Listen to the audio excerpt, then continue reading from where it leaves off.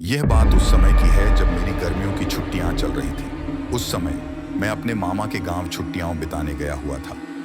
वो गांव बहुत ही सुंदर था और वहां के खेत खलियान और पर्वत भी काफी सुंदर थे। गांव पर्वत के बीच में बसा हुआ था।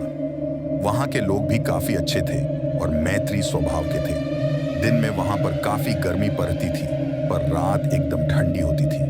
मैं और मेरे मामा रात में घर के बाहर ही खाट बिछाकर सोते थे। एक बार मैं देर रात तक अपनी मामी जी से बातें कर रहा था। बातों ही बातों में मैं मामी जी से पूछने लगा कि मामी जी, यह बताइए, इस गांव में आपने कोई भूत नहीं देखी है क्या? वैसे मैं आपको बता दूं कि मुझे भूत की कहानियां सुनना काफी दिलचस्प लगता था, पर मेरी मामी जी बोली कि रहने दे, फालतू में तू डर जाएगा और रात को ठीक से सो भी नहीं पाएगा। पर मैं भी कहाँ मानने वाला था। मैंने भी जिद पकड़ दच ली कि कहानी तो आपको सुनानी ही पड़ेगी। मेरी जिद के आगे वो भी नतमस्तक थी।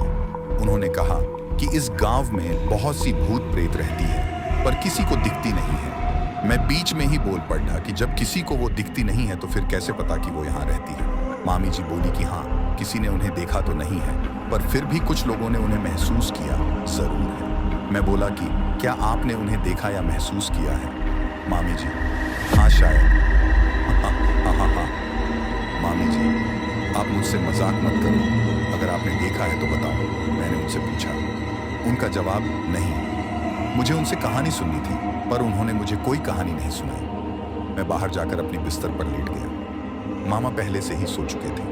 मैं भी सोने की कोशिश कर रहा था, पर ना जाने क्यों मुझे नींद ही नहीं आ रही थी। मैं बस उन्हीं सब चीजों के बारे में सोच रहा था कि ना जाने कब मुझे नींद आ गई। मुझे सही से तो नहीं पता, पर शायद आधी रात को मेरी नींद अचानक से किसी के पैरों की आवाज से खुली। उस समय मेरे मामा जी तो सो ही रहे थे। मैं आश्चर्य में था कि इतनी रात को कौन हो सकता है, पर मेरी इतनी हिम्मत नहीं हो रही थी कि मैं बिस्तर से उठकर पीछे देखूं कि कौन चला आ रहा है। उस समय मैं थोड़ा डरा हुआ भी था, क्योंकि उस रात मैं मामी जी से भूत की बातें कर रहा था। मैंने सोचा कि चुपचाप होकर देखता हूं कि कौन है। धीरे धीरे वो आवाज बढ़ाती जा रही थी। वो जो कोई भी था, धीरे धीरे मेरे पास आ रहा था।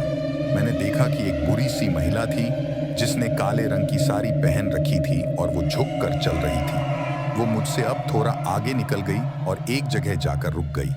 मैं अब भी उसे ही देख रहा था और सोच रहा था कि ये क्यों रुकी है, कि तभी वह पीछे मुड़ी। जहां वह रुकी थी, वहां बल्ब की हल्की सी रोशनी पट डेच रही थी।